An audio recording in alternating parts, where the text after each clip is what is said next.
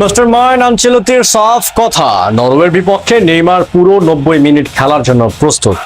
অবশেষে প্রতীক্ষার অবসান। ফুটবল দুনিয়ায় ঝলক দিতে এবং ব্রাজিলের হেক্সা মিশনের ভাগ্য নির্ধারণ করতে বিশ্বকাপের মঞ্চে সম্পূর্ণ তৈরি সেলেসাওদের রাজপুত্র নেইমার জুনিয়র। 2026 ফিফা বিশ্বকাপের শেষ 16 মহাযুদ্ধে নরওয়ের মুখোমুখি হওয়ার ঠিক আগ মুহূর্তে ব্রাজিল শিবিরে ধেয়ে এলো শতাব্দীর সেরা সুখবর। নেইমার কি শুধু বদলি হিসাবে নামবেন নাকি শুরু থেকেই খেলবেন? বিশ্বজুড়ে কোটি কোটি ভক্তের মনে থাকা এই বিরাট রহস্যের জট এক তুড়িতে খুলে দিলেন স্বয়ং Italian mastermind coach Carlo Ancelotti. ব্রাজিলের প্রভাবশালী সংবাদ মাধ্যমকে দেওয়া এক এক্সক্লুসিভ সাক্ষাৎকারে আনচেলত্তি সাফ জানিয়ে দিলেন যে নরওয়ের রক্ষণভাগ ধ্বংস করতে নেইমার এখন পুরো 90 মিনিট খেলার জন্য একেবারে প্রস্তুত। কিন্তু চোট কাটিয়ে ফেরা নেইমারের এই অতিমানবীয় ফিটনেসের পেছনের আসল রহস্যটাই বাকি। আর জাপানের বিপক্ষে জয়ের পরও কেন ডাগ আউটে পাথরের মতো শান্ত দাঁড়িয়েছিলেন আনচেলত্তি? এই ভিডিওতে ব্রাজিলের অন্দরমহলে সেই সব চমকপ্রদ তথ্য রহস্যের নিখুঁত ব্যবচ্ছেদ করা যাক। বন্ধুরা, চলতি বিশ্বকাপের নকআউট পর্বের এই বাঁচা মরা লড়াইয়ে আগে নেইমারের দলে ফেরার খবরটি ব্রাজিলের জন্য মস্ত বড় এক অক্সিজেন। চোট কাটিয়ে ওঠার পুরো সময়টাতে নেইমার যেভাবে নিজেকে নিংড়ে নিয়েছে, দলের প্রতি তার যে দায়বদ্ধতা ছিল তা সত্যিই চোখ ধাঁধানো। আনচেলত্তি নেইমারের মানসিক অবস্থার প্রশংসা করে বলেন, হ্যাঁ, ও পুরো 90 মিনিট খেলার জন্য শতভাগ তৈরি। কোচ আরও যোগ করেন, পুরো সময় মাঠে খেলতে না পেরে নেইমার যে খুব একটা খুশি ছিল তা নয়, কিন্তু এর ভেতরের জেদ আর আচরণ একেবারে নিখুঁত।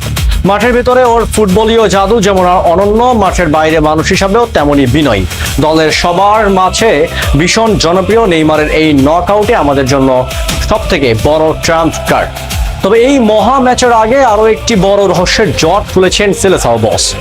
গ্রুপ পর্বের শেষ ম্যাচে জাপানের বিপক্ষে গ্যাব্রিয়েল মার্টিনেল্লির এই জয়সূচক গোলের পর পুরো ডাগ আউট যখন ডুপ্লাসে ফেটে উঠছিল, তখন কার্লো আনচেলত্তি কেন অদ্ভুতভাবে শান্তি দেখা গিয়েছিল সে রহস্যের ব্যাখ্যা দিলেন 66 বছর বয়সী এই অভিজ্ঞ কোচ। বলেন, আমার কাছে খেলা শেষ বাঁশি বাজার আগে শেষ হয় না।